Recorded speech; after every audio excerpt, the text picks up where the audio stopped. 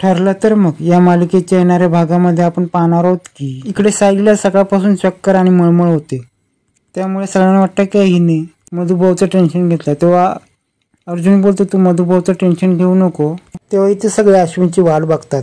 तेव्हा अश्विनला बोलतात की इथे मधुभाऊना घेऊन जात असताना इथे सायलीला चक्कर आली। तेव्हा पूर्णाई आणि अर्जुनच्या बोलण्यानुसार अश्विन हा सायलीला चेक करतो। तेव्हा सायली बोलते मला आता पण मळमळत आणि चक्कर येते। तेव्हा अश्विन बोलतो तुम्हाला का डायजेशनचा प्रॉब्लेम आहे का? तेव्हा अर्जुन सांगतो की मधुभाऊना घेऊन जात असताना हिला चक्कर आली, त्या टेन्शन मध्ये हिला मळमळते आणि चक्कर येते। तेव्हा अर्जुन बोलतो की मधुभाऊना या सगळ्यामध्ये मी सोडवलंय, तू टेन्शन घेऊ नकोस। तेव्हा अर्जुन सायली रूम मध्ये घेऊन जातो आणि बोलतो मधुभाऊंची जामीन झालेली आहे, त्यांना अटकपूर्व जामीन मिळालेला आहे, तुम्ही त्यांची काळजी करू नका। तेव्हा सायली बोलते खरं अर्जुन सर? तेव्हा अर्जुन सायलीला बोलतो त्याच गोष्टीचं तुम्ही टेन्शन घेतलं, तुम्ही टेन्शन घेऊ नका। तेव्हा सायली बोलते मी टेन्शन घेतलंय बरं, पण मला अस्वस्थ वाटत आहे।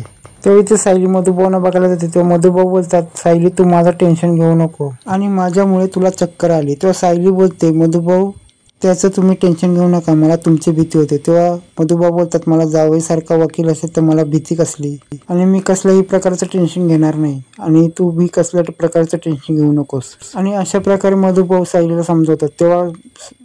तेव्हा मधुभाऊंचा हसरा चेहरा पाहून सायलीला खूप आनंद होतो। त्यानंतर इथे अर्जुन टीव्हीवर न्यूज लावतो। त्या टीव्हीवर न्यूजवर अर्जुन विरुद्ध सगळं असतं आणि खुनाला केला अर्जुनने प्रोटेक्ट असं सांगण्यात येत असतं। हे बघून सायलीला परत चक्कर यायला लागते। प्रताप बोलतो हिला चक्कर येतं म्हणजे काही दुसरंच असेल आणि या सगळ्यामध्ये तू डॉक्टरला बोलव आणि सगळ्यात त्यांना दाखव। तेव्हा कल्पना अर्जुनला सांगते की हे मला साधू सुद्धा वाटत नाही, चक्कर नॉर्मल नाही आणि ही चक्कर साधू सुधी असती तर सारखी येत नसते आणि ती थांबली असते। तेव्हा कल्पना बोलते आपण हिला ताबडतोब डॉक्टरकडे घेऊन जाऊया आणि अश्विनला तर इमर्जन्सी आली आहे त्यामुळे आपण वेगळे डॉक्टर बोलवूया। इकडे सायलीला बसून अर्जुन डॉक्टरला आणायला गेलेला असतो। तेव्हा इथे सायली बोलते मला गरगरतंय, मी जरा रूम मध्ये जाऊन पडते आणि तेव्हा सायली तिच्या रूम मध्ये जायला निघते, पण त्याच टायमाला तिचे पाय दुखायला लागतात। पण तिथे असलेली सायली बोलते मी तुझे पाय दाबून दिले असते। तेव्हा प्रताप बोलतो पण कशाला, तू तिची एवढी काळजी घेतेस ना आणि आम्हाला पण बरं वाटलं की तुला तिची काळजी आहे। आणि प्रताप बोलतो पाय दाब तिचे। तेव्हा सायली बोलते नको म्हणून। तेव्हा प्रताप बोलतो अजिबात ना सायली, तिने तर पाय तुझे दाबलेच पाहिजे। पण काय इथे सायली आता प्रियाला पाय दाबायला बोलवते आणि त्याच टायमाला प्रिया सायलीचे पाय दाबते आणि सगळे तिला पाहायला लागतात आणि प्रिया सायलीचे पाय वर करते आणि त्या टायमाला सायलीचे तुळशीपत्र पूर्णाई आणि कल्पना पाहते। तेव्हा इथे पूर्णाई प्रतापला बोलते की हिला चक्करवर चक्कर येते आणि हिच्या पायावर तुळशीपत्र कसलं।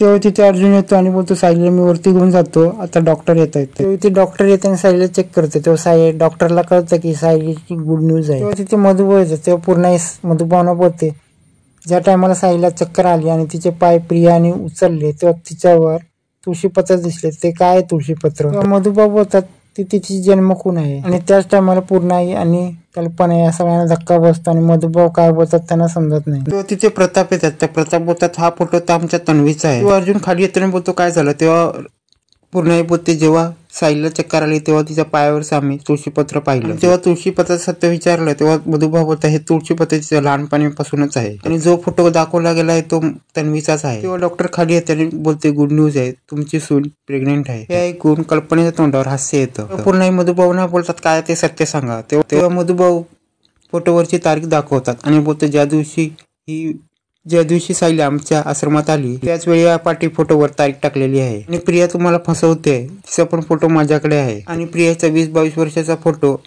आणि तिचं सत्य हे सगळे मधुभाऊ पूर्णाईला सांगतात। त्याचवेळी पूर्णाईच्या पायाखालची जमीन सरकते। तेव्हा मधुभाऊ बोलतात तुम्ही तिच्या पाठीचं तीळ पाहू शकता। त्याचवेळी पूर्णाई प्रियाला जन्मखून दाखवायला सांगते, पण प्रिया बोलते की ह्याच्यावर का विश्वास ठेवता, मी जन्मखून दाखवणार नाही। त्यानंतर प्रियाच्या पायाखाली तुळशीपत्र पाहिलं जातं पण तुळशीपत्र तिथे नसतं। आता सायलीचे 2 गुड न्यूज मिळालेले आहेत, तिच्या पायाखाली तुळशीपत्र आणि ती आई झालेली आहे। पण आता हे रविराज आणि प्रतिमाला हे सत्य समजल्यानंतर काय होणार पुढे पाहणे रंजकच होणार आहे।